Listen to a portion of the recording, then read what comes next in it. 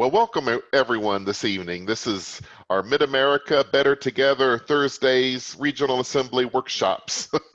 With COVID-19 removing our in-person gathering, we are so blessed that our workshop leaders have agreed to present their workshop online, and we've been doing this once a week, and we'll continue all the way through the fall. So whereas you would have only got to pick maybe one or two workshops to attend, here you can have a dozen. So we're grateful for one of our workshop presenters, who is Alex Ruth tonight, who is joining us, and those of us who pay attention of exciting things happening in Mid-America will know Alex is the pastor of the First Christian Church in Marshfield, and contributes a lot through that church and through other regional capacities. And we are incredibly fortunate and blessed, and one of our bragging rights, that he was called to be the co-coordinator of the General Church Disciples Men. And that's an exciting ministry, and it's even more exciting now because he accepted that call to transform it and to make it relevant to where men are today on their spiritual journey. And part of that is developing new curricula, which involves general, regional, and local manifestations of our church.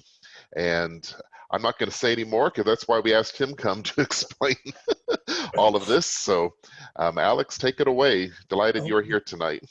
Thank you, Paul. I appreciate it.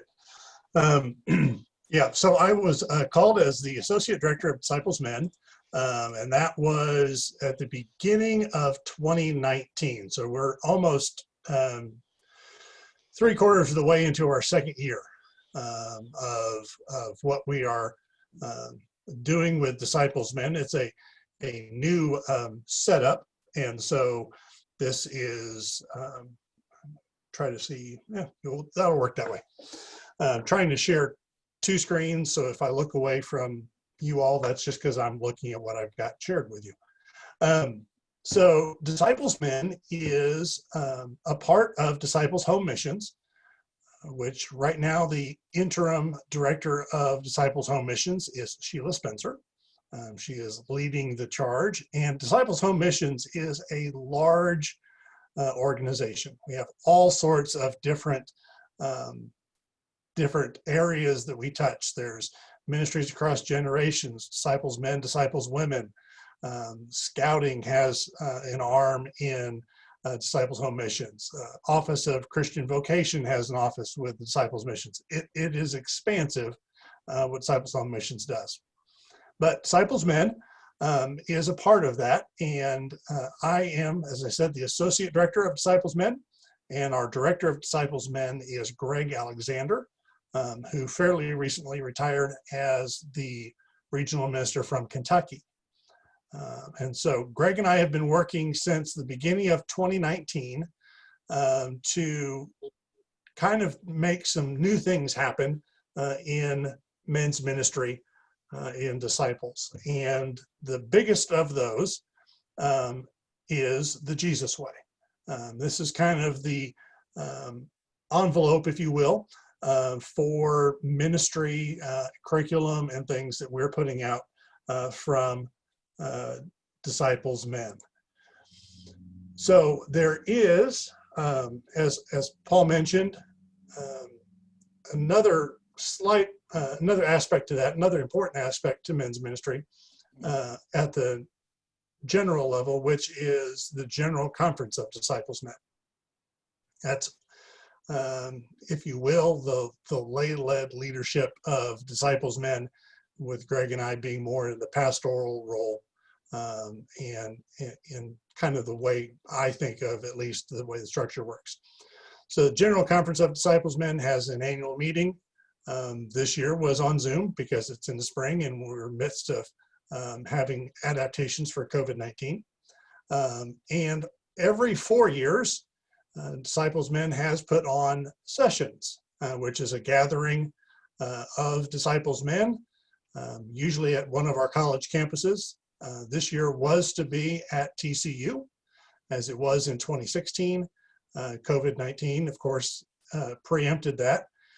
Then we planned to have a remake, if you will, have sessions 2020 in 21, along with General Assembly in Louisville.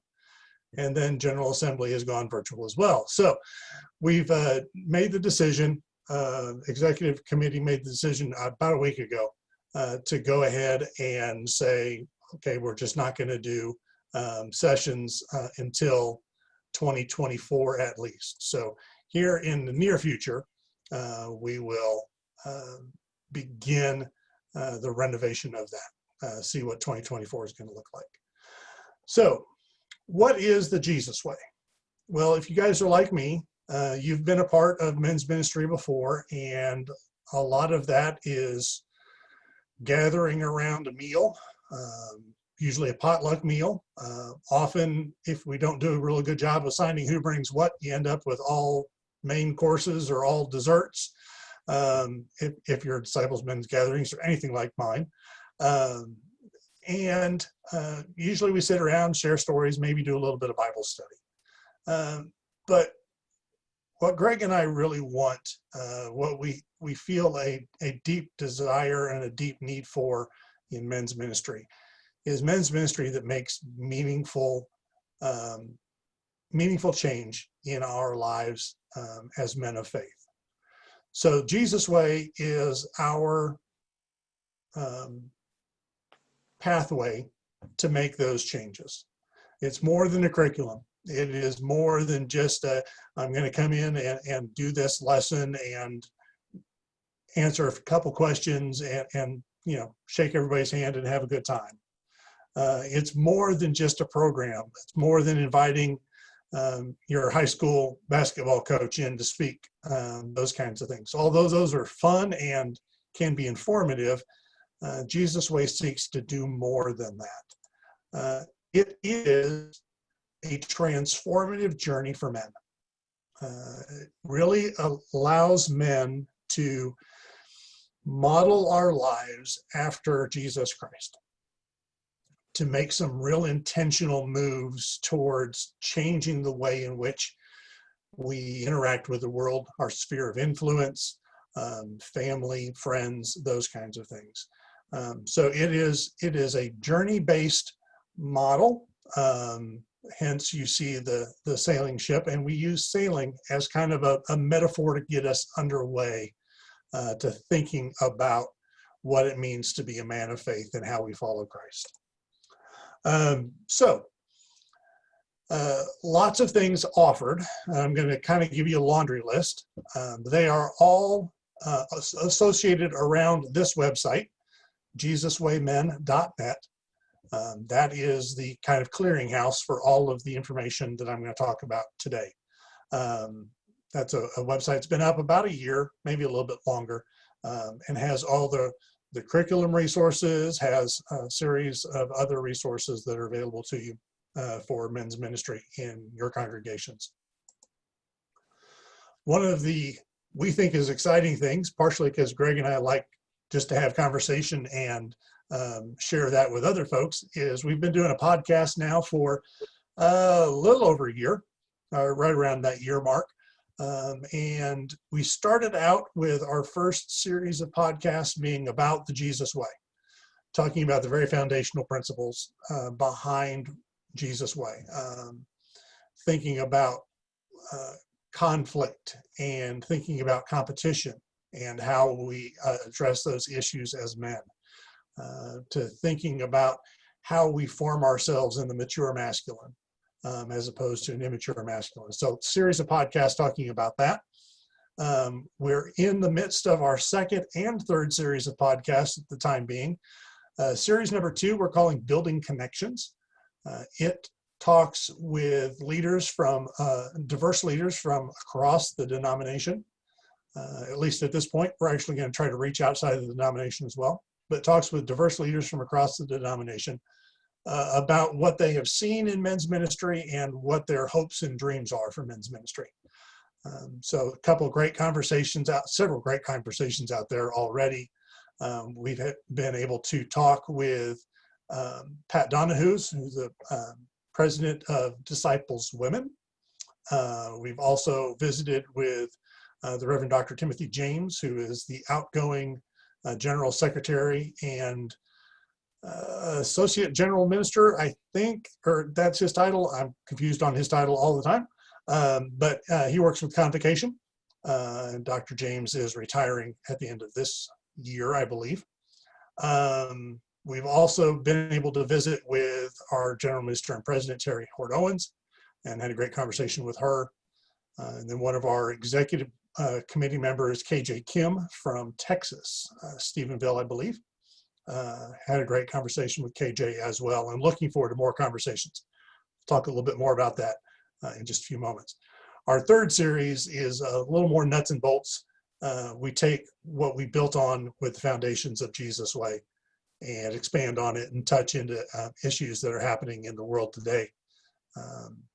COVID-19 was one of those podcasts that has been fairly recently produced. Like I said, they're all available through JesusWayMen.net. Also available, should be available through Apple Podcast and Spotify, possibly Google Podcasts. I put it out there, but I don't know that it's been accepted. So podcast is out there and available. They go between half hour, 45 minutes. If we really get going, it's closer to an hour of pretty good conversation. I said Jesus Way is more than curriculum, but it does include curriculum. It's one of the things about which we're actually fairly proud. There hasn't been curriculum out of the Office of Disciples Men in a long time, if ever. And so over the past year or so, a little less than that actually, we have produced a good deal of curriculum. So right now there are 3 different pieces of curriculum that are available for download.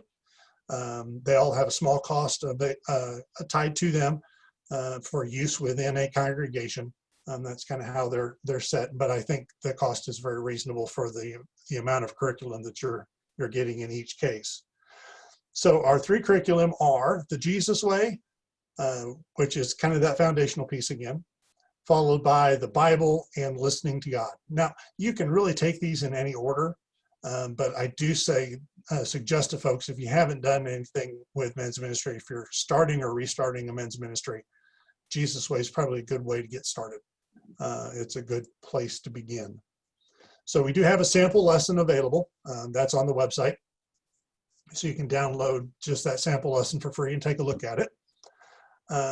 We are also doing a pilot program with the Jesus Way, where we will give you the curriculum if you will commit to use it within your congregation and then give us some feedback. So if you're interested in that, I'll give you towards the end of my presentation. I have an email address on there. If you're interested in being a pilot program, send us an email and we'll fill you in on all the details. Greg really runs the pilot program, and I'm more of an assistant on that.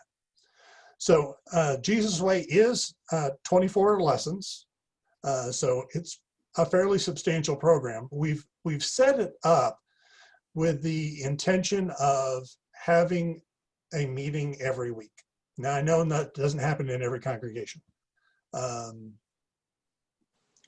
That's the way we set it up, because it is important to build those kind of ongoing work. If you're taking a month between lessons, there may need to be a little bit of a refresher. It's almost too long to get some of that work done that we are doing between lessons. Actually, one of the things that I think is helpful with being highly virtual these days is that you can set these up on a virtual meeting. You can meet just like we are tonight. Email everyone PDF of what the program is going to be and work through it together in a Zoom format, which is just as, I think, effective as meeting face to face, as long as you're engaged in it and willing to put your heart into the lesson and be a little bit vulnerable. So 6 4-session units, basically designed around 6 months. And it sets the foundation for what the Jesus Way is. And again, more information is available on that. We also have a sample lesson out on the Bible. It also is fairly substantial as far as lessons are concerned, 25. So it's 5 sets of 5, going through how the Bible came to be, a great discussion about interpretation and inspiration. Then follow that up with Old and New Testament, so Hebrew Bible and New Testament materials, lessons, and some specific lessons on Psalms, and I just blanked out on what the last one is. It's a New Testament. It's an epistle. I just don't remember which epistle right now. So that's the second of the three curriculum pieces. And then the final curriculum piece is called Listening to God. It's a little bit shorter. It's just 10 sessions. And this one is focused on prayer. So large amount of prayer, and is based on, if you guys have done Lectio Divina before, or divine reading. It's a way of engaging the biblical text that invites the participants to listen deeply for what God is saying to them. I've recently done some Lectio on one text over 4 weeks with some colleagues as we were talking about leading and leadership issues. And that was really interesting to see how God really opened up that scripture to us over those 4 weeks in different ways each week. We all heard new things, and it was the same scripture, same set of verses every week, but we all heard new things each week. So that was a really meaningful lesson. We don't have because it's just the 10 lessons, we don't have a sample of that one available at this time. I'm thinking of writing a sample lesson so that we can have at least a framework out there for you, but that's going to be a few weeks in the works. We are also working on some webinars and some videos. So this is part of that. We're wanting to produce some videos that introduce the Jesus way, the model, to folks in the wider church, and some video teaching as well. Those are in the works. But probably what we're most excited for now, and this is just being announced, we were just recently heard that we received a very generous grant from the Orny Scott Foundation to pursue writing a brand new, from the ground up, inclusive curriculum for men in the Christian Church Disciples of Christ. So earlier this week, actually, Greg Alexander had the opportunity to have conversation with representatives from Ober Hispania, from NAPAD, and from the Convocation. And they are going to work with us and are excited to work with us in identifying some voices from those different groups to get together to write a curriculum that is diverse in its authorship from the get-go. That's one of the things that both Greg and I are completely aware of. Well, maybe not completely, but we are definitely aware of the fact that as we have written this curriculum, we write it as two white guys. And two white guys who are constantly getting older. And so we wanted to very early on find a way to spread out and to hear a diverse set of voices. So that next curriculum, which hopefully will be a project for 2021. It may have to push into early 22, depends on how fast we can get rolling and how fast we get a community formed around the topics and kind of settle in on where this is going to go. Because Greg and I really don't have any preconceived notions about that. We just know that we want to gather a group of men and together decide what a good, wide, diverse curriculum looks like for the Christian Church Disciples of Christ, for Disciples Men. So that's probably the most exciting of the things coming up. Paul's going to talk here for a little while about some of the opportunities that we have as men in Mid-America, for Mid-America Men and Friends.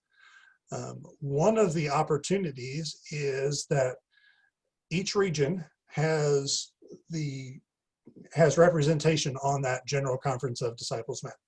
So each region has the opportunity to send a regional staff person or men's president to the annual meeting of the General Conference of Disciples Men to let our voices be heard. What do we need in Mid-America?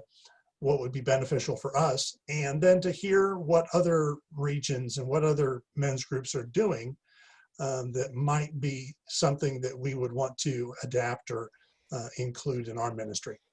So I know that we're not really formalizing, at least as far as I know, we haven't really formalized all that yet.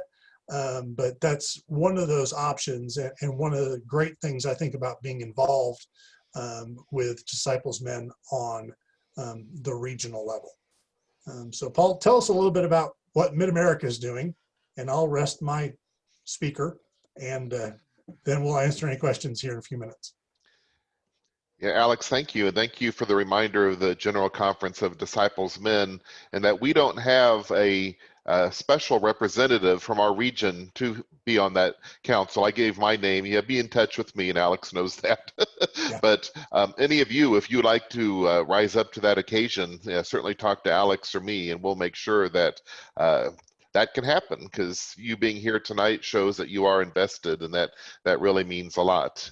And also, before I this is also brand new, coming out in a couple weeks, you're going to be introduced to Alex, not Alex Ruth, but Alex is our data warehouse collection for information on our disciples congregation. And slowly but surely, it's going to replace the yearbook.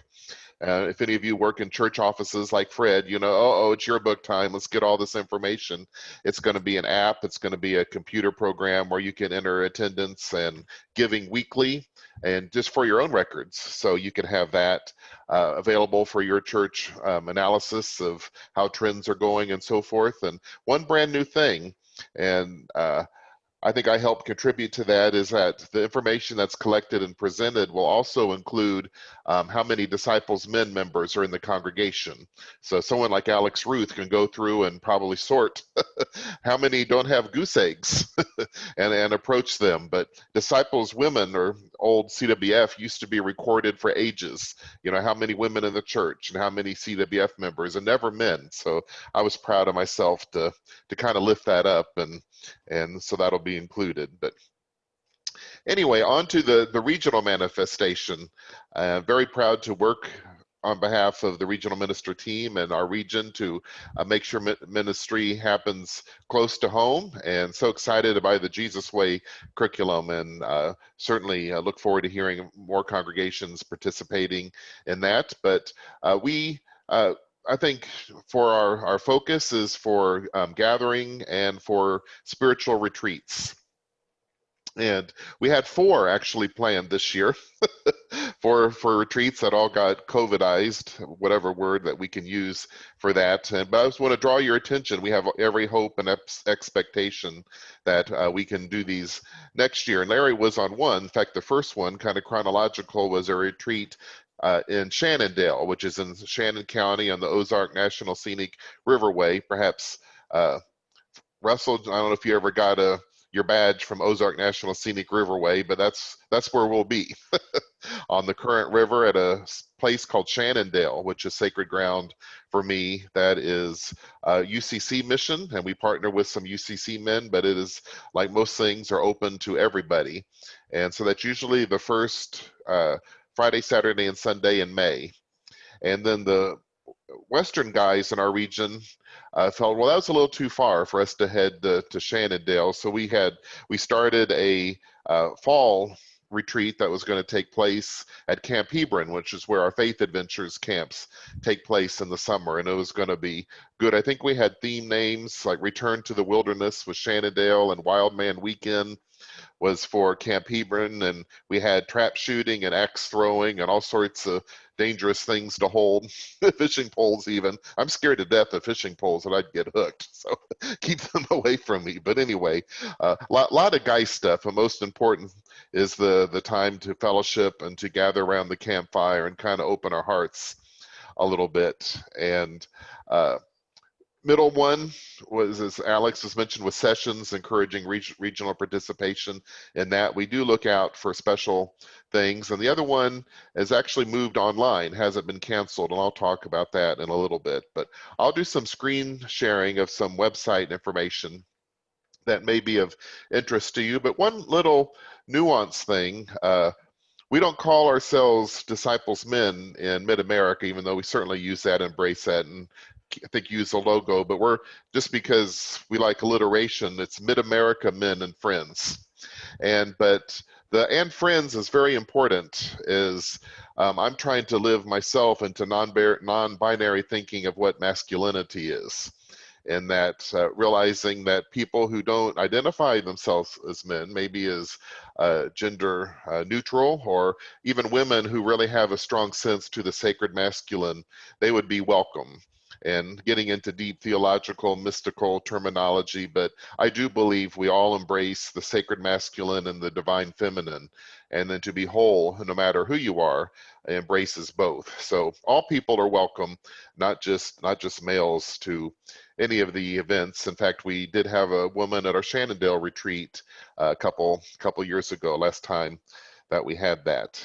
And I will attempt to screen share. Hopefully, sometimes it disappears, so I apologize if I have to take some time. But realizing that what we do regionally, even close to home, is not in a vacuum. And a lot of my spiritual journey, and people who are close to me, other men and some churchmen, and some men from the churches I served, and men in neighboring churches and all that, we became aware of a group called, what is now called, Illumin of the Ozarks. And this is a brand new website. It's gorgeous, just looking at the pictures. And the geography inclusion is Missouri and Arkansas. And Lumen, the name comes from, it's an offshoot of the ministry of Richard Rohr and the Center of Action and Contemplation. There came a time where he realized he couldn't, or the fact it was growing a lot more than he could handle himself, but also needing that he gave birth. It's not time to let the child grow and to be raised with other loving people. So it's now an independent unit, but certainly in close ties with the Center for Action and Contemplation and Richard Rohr. And just an example of things, this is just the next event that happens to be here, but I think it's a perfect example of the direction of these. And there's other efforts too. Perhaps you've heard of Mankind Project, and I'm forgetting some of the other names of the Wilderness Encounter, different organizations that are out there, and we're all speaking the same language. All men, looking for greater transforming experiences, and just from different approaches. And Illumin is certainly ecumenical. Richard Rohr is Catholic, CAC grew up out of the Franciscan tradition, but it is incredibly diverse. And Richard would be the first to tell you that the universal Christ is in everyone, everybody, everything, all traditions. But just an example is an event coming up, Fearfully and Wonderfully Made, Cultivating Gender Wholeness for Men and Women, an intensive nature-based experiential gathering where we will explore the original design God had for creating male and female, been designed for wholeness, has been distorted to male or female, or even male versus female. So looking at gender equity and wholeness. So it's not just guys getting together and we can raise our head up. It's not, it's by no means as some efforts of the men's movement have been throughout the ages as meant to power over women. We power with women. We power with all voices who want to work together for wholeness. So I thought I'd scroll down. The mission statements, I think, are important here. And for the mission statement, I'm in this picture along with some other wonderful people. Not-for-profit organization who are simply interested in becoming better, more authentic men. We welcome all men to work without regard to your ethnicity, class, education, sexual orientation, religion, or any characteristic that might make you feel excluded. And we have some patterns of way we do things, and one of them is a welcome statement that we say every time, and every type of consideration of humanity and even the animal kingdom and all God's creation is welcome to come. It's incredibly beautiful. But further elaboration, we seek to stoke the divine spark within every man, where men can speak without being judged or shamed. Men can speak about their emotions and be emotional. Men can forge real and authentic relationships with other men. Men can discuss real life challenges of the different roles we play: husband, father, partner, grandfather, provider, businessman, worker, etc. Men who participate in our work receive support as they journey through life and face some of the life's toughest challenges and transitions. Our programs are centered in ritual experiences rather than conceptual teachings. Illumin creates opportunities for men that we know that they can't find on their own or anywhere else. So that part about ritual and experience is important, because if one thing men love to do, we like to analyze and study and talk things to death, don't we? It's awfully safer, that's a phrase, to rationalize rather than to experience. We use that as a defense mechanism. So often when we gather, there's silence, it's listening, it's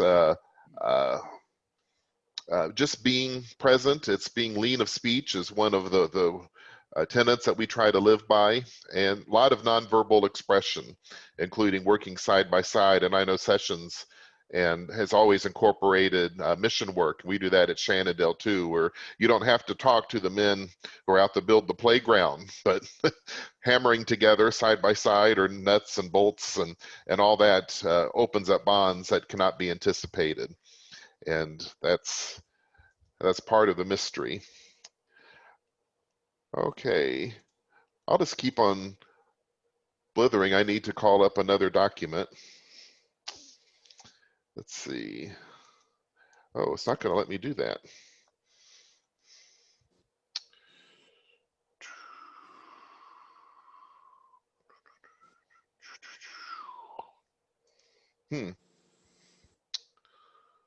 Oh, I'm getting closer.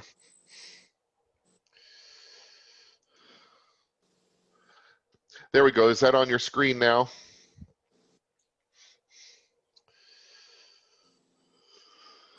Yes. Oh, great. Thank you. I had to minimize your faces. This is the event in October that is going to be virtual. It's called Solarize, and Richard Rohr is going to be present, and we appreciate every year that he's still with us.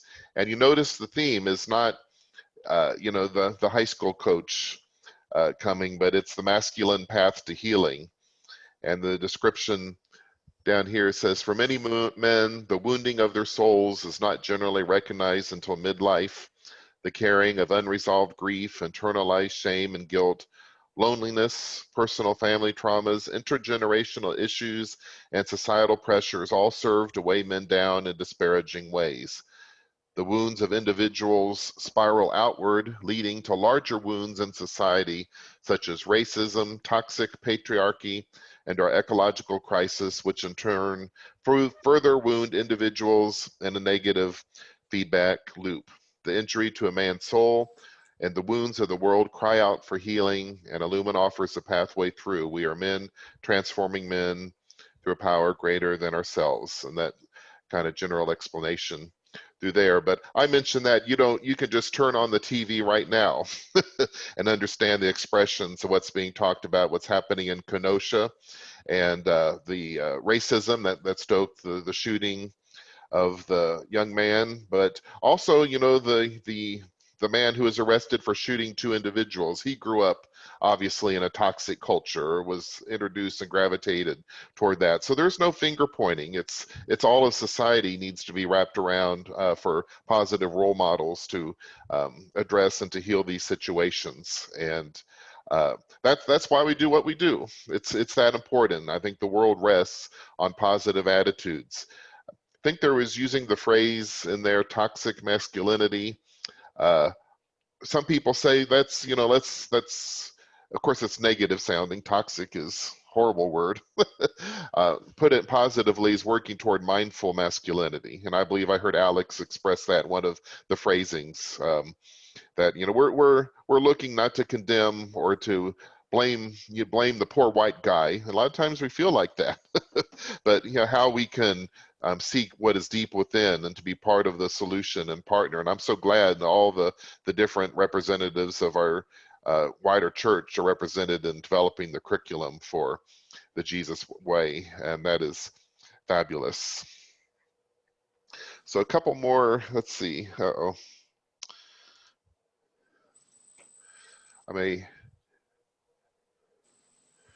Let's see, another page to share, except my toolbar. Oh, it went away.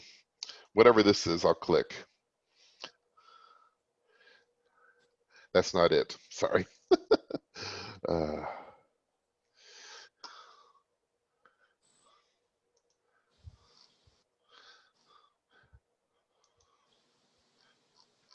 Okay, there's one more tab I'm not reaching. Sorry, fellas. There we go. The design of Zoom is it gives you these toolbar tabs that cover up my open tabs of what I'm working on.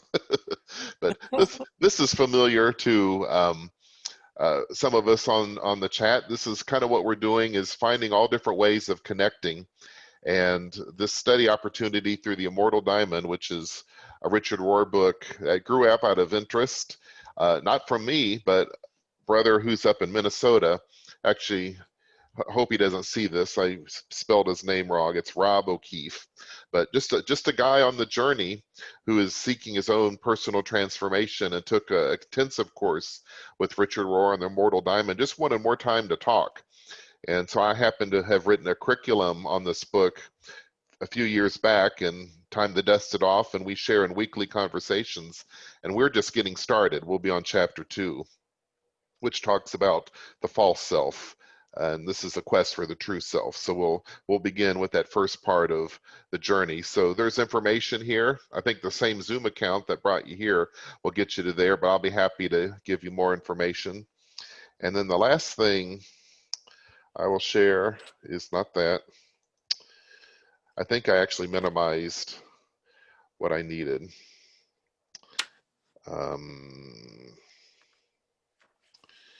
Let's see, sorry about that.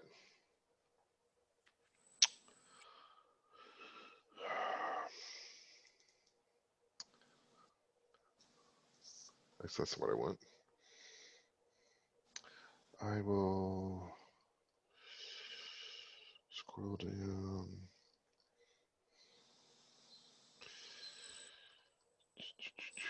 Sorry about that.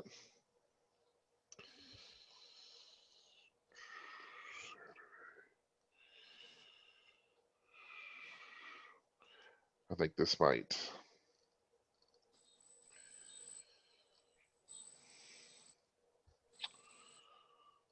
A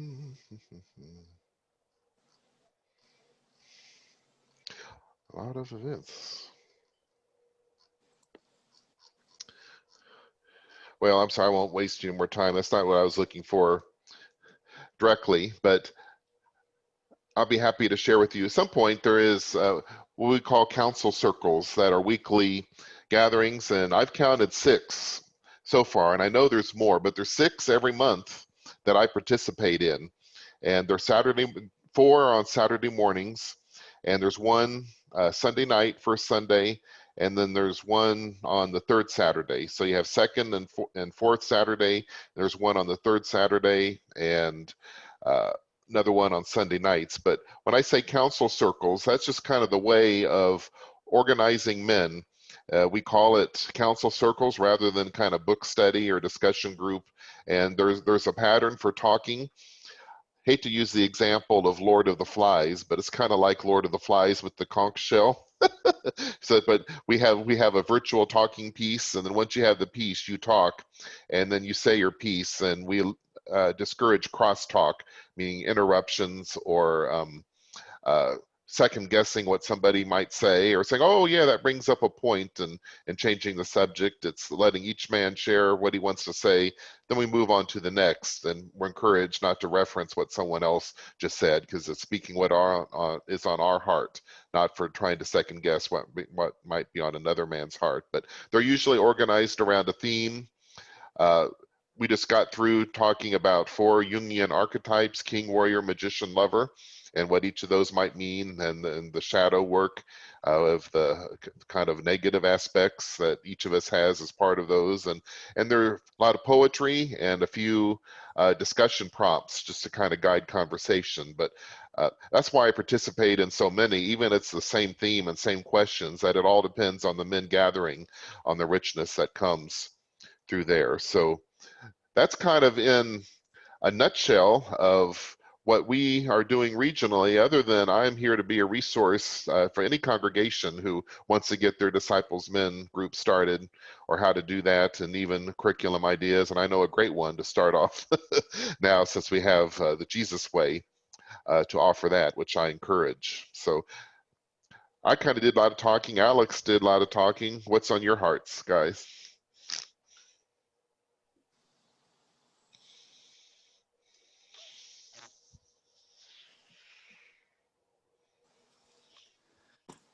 I'm Larry, First Christian Church in Columbia.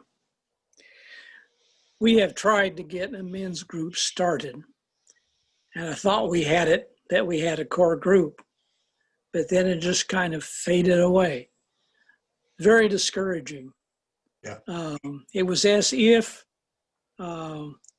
we were in the cafeteria, but we had to guess what the people coming through the cafeteria wanted without them telling us this.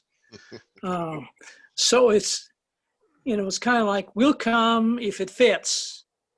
Otherwise, forget it.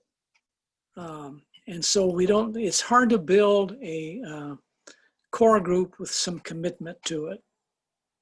Yes. And so, I'm looking for more help to do that. Yeah. Larry, that's something I hear. Same thing I faced here at this church.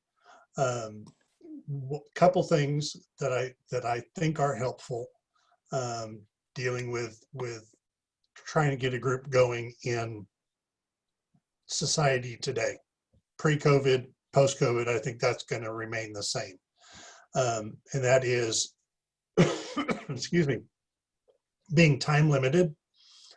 So one of the nice things about the curriculum that we've put out is that you can do them for short periods of time, 4 weeks, take a break. Sorry. And we encourage folks, come for 4 weeks. If you can commit to that, great. I think what really helps also is finding real transformative learning. Quite frankly, if I'm just going to come and sit and hear the same stories every week or even every month, I'm not really enthused about doing that, which is what our men's group turned into shortly after I was here, before I knew better. And so being time limited and making sure that we have something that really is transformative and meaningful in a man's life. Part of what I hear Paul talking about in what we're doing in Mid-America is that emphasis on partnership, on being together on this journey. It's also an emphasis that you'll find in the Jesus Way material. And another emphasis in the Jesus Way material is understanding that there's a need for rites of passage. And we need spiritual elders, spiritual guides to walk us through some rites of passage so that we enter into a new form of manhood, a new form of masculinity. And some of the council circles, Illumin, Richard Rohr's work with Center for Action and Contemplation those are all great ways to do that. And we try to also offer some ways to do that within the context of men's meetings with Jesus Way. So on the one hand, I want to acknowledge that you're not alone, that a lot of us are facing those similar kinds of challenges. But I'd also encourage you to stay the course, because it is important work. That's the other thing is finding your core group of folks who realize that this is important work. A lot of the problems, maybe all the problems with this whole idea of toxic masculinity or toxic patriarchy, those are men's things to solve. They're not for others to solve. They're incumbent on me to fix that within myself, not wait for somebody else to do it. So there's actually, I think, given the state of our world today, a push towards a more whole way, a more holistic way of being a man in the world today. So I think there's some benefits for men's ministry in the years to come. I think right now we're just all still reeling from being in the midst of colliding pandemics for the past 6 months. Well, the one Speaking of- glimmer of hope, hope I have is occasionally one of the guys who's been involved will say, what about the men's group? Right. Yeah. And I want to say, okay, let's go for it. But this putting an idea out there and having everybody look to the floor doesn't help. No. They can motivate you. And how do you keep them from looking at the floor and engaging? Right. Being okay with silence, as Paul talked about a little bit there. A lot of it is sometimes you have to sit in a very uncomfortable silence for a very long time. And my natural tendency is to break that. So I have to fight that when I'm leading a group. If nobody's talking, that's fine. We'll sit and stare at one another for an hour. If that's what we need to do, we'll sit and stare at one another. Eventually, either someone will talk, or you'll be surprised that was actually one of the more meaningful hours, because you're just able to sit with whatever was there. Yeah. Alex mentioned the importance of rites of passage, and the church in general, we try that, through baptism classes and some other little things, but it's honestly not hard enough. It doesn't become a transformative experience when we give them presents and pretty robes to wear and all that. Need a little more sweat equity into that. But anyway, next summer, Lord willing, you'll see another invitation to come to the men's rites of passage that, again, I partner with, and we'll head to the North Woods of Minnesota on a beautiful glacial lake. And that is going to be in end of June, where it could be 100 degrees here like it is today at 70 degrees. I think one time it dipped to 40 degrees. It just feels wonderful. But yeah, I gravitate toward these big events because I think you need something to work toward, along with, kind of the smaller and free. But the best thing is that our region really supports men's ministry, and they give me a wonderful budget to work with.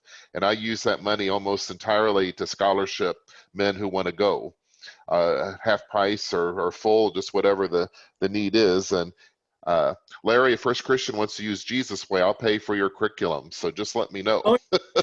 And anyone who's listening, I'll pay free money because we really want you to get involved. Program. Oh, that's true. You could do that too. We'll give it to you. Just let us know how it works. Right.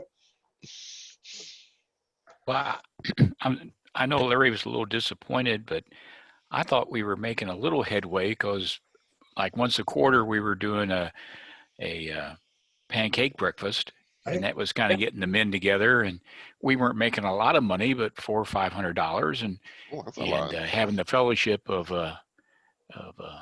cooking and whatnot and serving, so that was great. Yeah, and I mean it's but sometimes you have to do that before you're willing to open up. Yes. Yes. But Yeah. this, In the midst of that, you open up. yeah, right. And kind of getting to know each other other than Right. just what you've seen each other in the pew. But yeah, I think we ought to try this Jesus way, Larry. Well, Yeah, and you too. that's part of the reason why we do the weekly stuff too. You guys have hit on it there.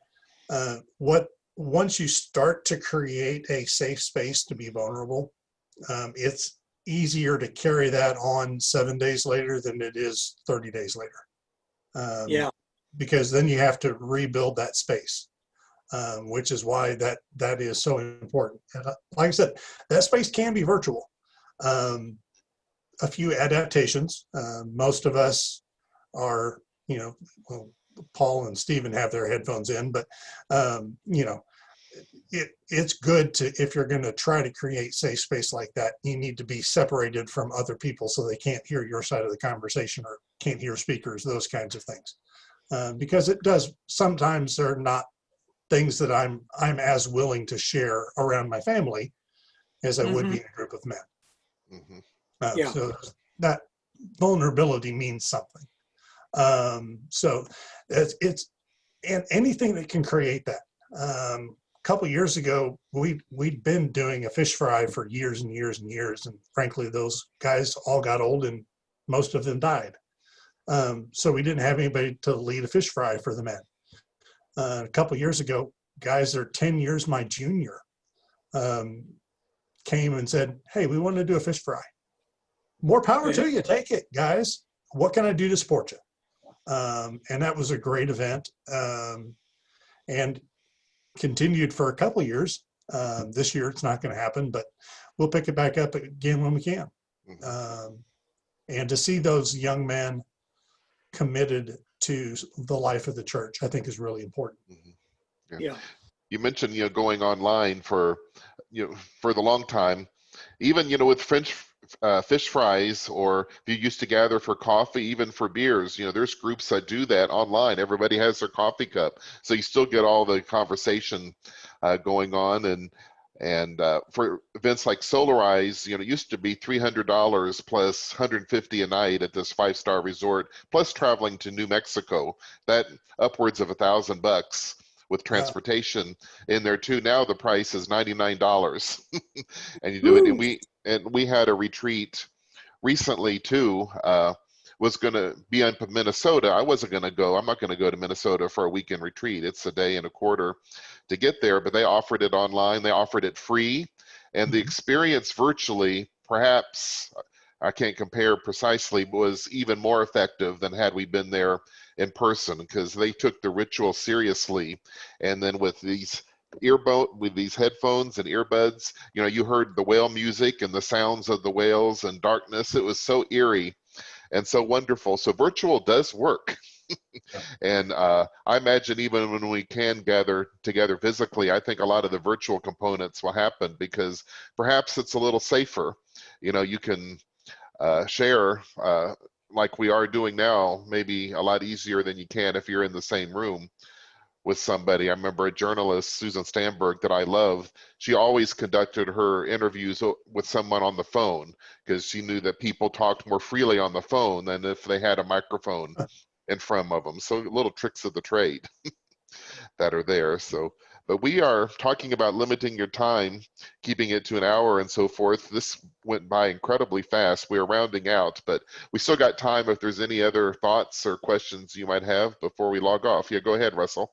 It's kind of a dual question, and it might be to Alex or Paul, I don't know.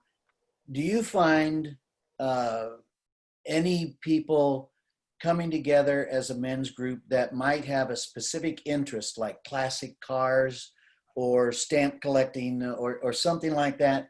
That's the first part of the question. The other thing is, Larry, I live in Columbia, and no, you do.